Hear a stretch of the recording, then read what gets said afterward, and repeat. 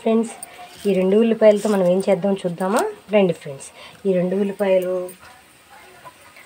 మరలా ఈ అల్లం చిన్నులపాయలతో ఏం చేద్దాం చూద్దాం రండి. ముందుగా అల్లం చిన్నులపాయని మిక్సీ పెట్టేసుకోవాలి. ఉల్లిపాయలని సన్నగా తరుక్కోవాలి. చూద్దాం. ఇలా ఉల్లిపాయలను తరుక్కున్నాక ఇలా కొంచెం ఆయిల్ వేసేసుకొని ఇలా బాగా ఇలా రోస్ట్. ఇంతకీ ఇది ఎందుకు చేస్తున్నాము ఏంటి అనేది తెలియదు కదా, అదే సస్పెన్స్. చూపిస్తాను రండి. ఇదిగోండి ఫ్రెండ్స్, ఇది వచ్చేసి మేక బ్లడ్ అండి. దీన్ని నల్ల అంటారు. ఆ నల్లని మనం ఎలా తయారు చేద్దాం చూద్దాం. అల్లం చిన్నులపాయ వచ్చేసి ఇలా మిక్సీ పట్టేసామండి. చూడండి, ఆనియన్స్ కూడా వేగిపోతున్నాయి. దీంట్లో కొంచెం సాల్ట్ వేసుకున్నామండి. అల్లం చిన్నులపాయ పేస్ట్ వేస్తున్నాం చూడండి.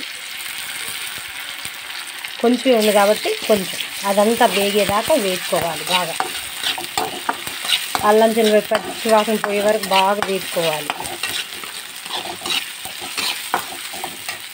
ముందుగా దీని బ్లడ్ వచ్చేసి ఒక లేయర్గా ఉంటుందండి. దాన్ని వచ్చేసి స్మాష్ చేసుకోవాలి. ఆ స్మాష్ చేసుకున్నాక ఇది ఇలా ఉందండి. ఇప్పుడు దాన్ని బాండీలో వేద్దాం. బాండీలో ఇలా అవి వేగుతూ ఉండడం అయిపోయిందండి. దీన్ని అంతా స్మాష్ చేశాను, బాండీలో వేసేసాను. చూడండి, ఇదంతా ఇలా తిప్పుతూ ఉండగానే అదంతా కలర్ షేడ్ అయిపోయి బ్లాక్ కలర్లోకి వస్తుంది. చూడండి, బ్లాక్ ఇలా తిప్పుకుంటూ ఉండగా కలర్ మారిపోద్ది.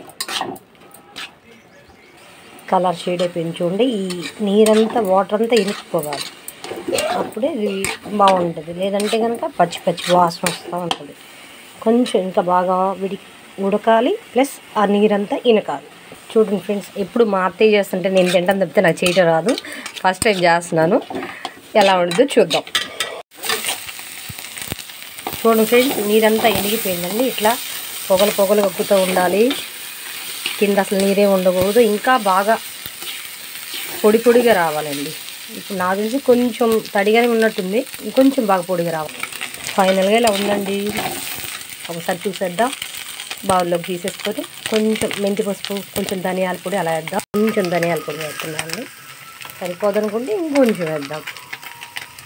ఓకేనా ఫ్రెండ్స్, మెంతి పసుపు వేస్తానండి కొంచెం మంచి స్మెల్ కోసం. కొంచెం కారం కూడా వేస్తున్నానండి. ఇప్పుడు వీటిని తిప్పేద్దాం.